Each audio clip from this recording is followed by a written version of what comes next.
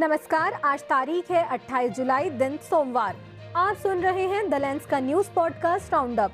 मेरा नाम है पूनम ऋतु सेन। चलिए करते हैं खबरों की शुरुआत। लोकसभा में आज पहलगाम में हुए आतंकी हमले के जवाब में की गई सेना की कार्रवाई ऑपरेशन सिंदूर पर बहस चल रही है। मानसून सत्र के 6वें दिन सोमवार को जैसे ही लोकसभा और राज्यसभा की कार्यवाही शुरू हुई, विपक्षी सदस्यों ने बिहार में मतदाता सूची पुनरीक्षण के मुद्दे पर बहस की मांग की। भारी शोर शराबे के बीच लोकसभा की कार्यवाही 2 बार स्थगित करनी पड़ी। स्पीकर ओम बिरला ने विपक्षी सदस्यों को ये कहते हुए चेतावनी भी दी कि क्या वे ऑपरेशन सिंदूर पर बहस नहीं करना चाहते। आखिरकार लोकसभा में दोपहर 2 बजे ऑपरेशन सिंदूर पर चर्चा शुरू हो सकी। लोकसभा में ऑपरेशन सिंदूर पर चर्चा की शुरुआत करते हुए रक्षा मंत्री राजनाथ सिंह ने ऑपरेशन सिंदूर की सफलता के लिए भारतीय सेना की सराहना की। उन्होंने स्पष्ट किया कि राजनीतिक और सैन्य लक्ष्यों को हासिल करने के बाद ऑपरेशन सिंदूर को बंद कर दिया गया। उन्होंने कहा कि भारतीय सेना ने जब पाकिस्तान के हवाई बेस पर प्रहार किया तो उसने अपनी हार मान ली। करीब 55 मिनट लंबे इस भाषण में राजनाथ सिंह ने 1961 के भारत चीन युद्ध और 1971 के बांग्लादेश युद्ध का जिक्र भी किया। उन्होंने कहा कि विपक्ष ने 1962 के युद्ध के समय सेना के साजो सामान को लेकर टिप्पणी नहीं की थी, बल्कि सरकार से पूछा था कि वह देश के हितों को सुरक्षित क्यों नहीं रख सकी। वहीं 1971 के युद्ध में हमने तब की सरकार की सराहना की थी। विपक्ष की ओर से चर्चा की शुरुआत करते हुए कांग्रेस के गौरव गोगोई ने सरकार से सवाल किया कि उसने ऑपरेशन सिंदूर अचानक क्यों बंद कर दिया। उन्होंने कहा कि अमेरिकी राष्ट्रपति ट्रंप बार बार भारत और पाकिस्तान युद्ध को रुकवाने का दावा कर रहे हैं, लेकिन सरकार स्पष्ट नहीं कर रही है। उल्लेखनीय है कि स्पीकर ओम बिरला ने लोकसभा में चर्चा के लिए 16 घंटे तय किए हैं, लिहाजा ये चर्चा सोमवार को मध्यरात्रि के बाद तक जारी रह सकती है। सोमवार को कश्मीर में सुरक्षा बलों और आतंकियों के बीच हुए एनकाउंटर में पहलगाम में पर्यटकों पर हुए आतंकी हमले से जुड़े आतंकियों को निशाना बनाया गया।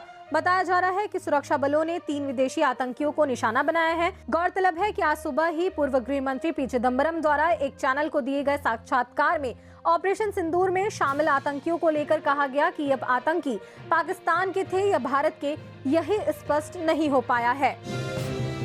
भारत की 19 वर्षीय दिव्या देशमुख ने आज महिलाओं की शतरंज विश्व कप का खिताब जीतकर इतिहास रच दिया। दिव्या ने जॉर्जिया में सोमवार को भारत की ही अनुभवी खिलाड़ी कोनेरू हम्फ्री को फिडे विमेंस विश्व कप के फाइनल में पराजित कर दिया। वास्तव में फाइनल मुकाबले में दोनों भारतीय दिग्गजों के बीच जबरदस्त टक्कर हुई। मुकाबला इतना जबरदस्त था कि मैच के ड्रॉ होने पर फैसला रैपिड टाई ब्रेकर से हुआ, जिसमें दिव्या को विजयी घोषित किया गया। इस जीत के साथ ही दिव्या ने ग्रैंड मास्टर बनने का गौरव भी हासिल कर लिया है। वे ग्रैंड मास्टर बनने वाली भारत की 4थी महिला खिलाड़ी है।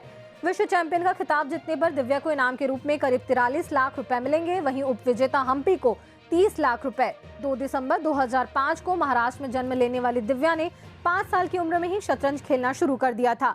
2012 में उन्होंने अंडर 7 वर्ग की राष्ट्रीय चैंपियनशिप भी जीती है। अब मुद्दा सोशल है में बात मतदाता सूची के गहन पुनरीक्षण से जुड़े पोस्ट की।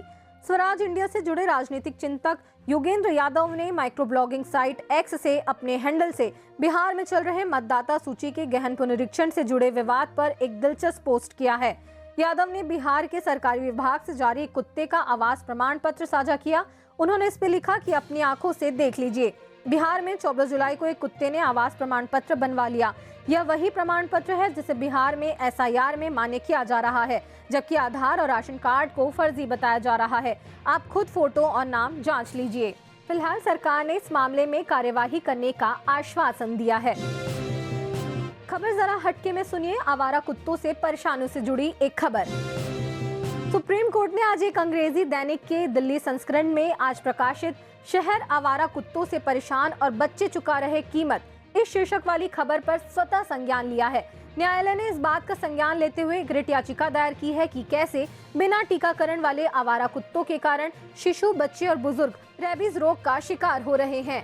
न्यायमूर्ति जेबी पारदीवाला और न्यायमूर्ति आर महादेवन की पीठ ने एक आदेश जारी करते हुए निर्देश दिया, सप्ताह शुरू हो गया है और हमें प्रकाशित एक बेहद परेशान करने वाली और चिंताजनक खबर का स्वतः संज्ञान लेना चाहिए, जिसका शीर्षक है शहर आवारा कुत्तों से परेशान और बच्चे चुका रहे हैं कीमत।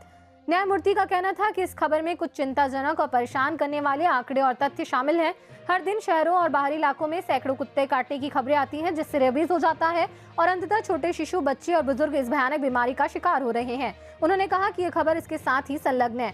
हम इस खबर का स्वतः संज्ञान लेते हैं और ये आदेश दिया जाता है कि रजिस्ट्री याचिका को स्वतः संज्ञान के रूप में पंजीकृत करेगी। उचित आदेश के लिए माननीय मुख्य न्यायाधीश के समक्ष समाचार रिपोर्ट के साथ आदेश दिया जाएगा। आज के लिए बस इतना ही। कल फिर मिलते हैं नए खबरों के साथ। खबरों को विस्तार से पढ़ने के लिए विजिट करिए हमारी वेबसाइट theLens.in। यूट्यूब के अलावा हमारे पेज को फेसबुक, इंस्टाग्राम और एक्स पर भी फॉलो करें। शुक्रिया।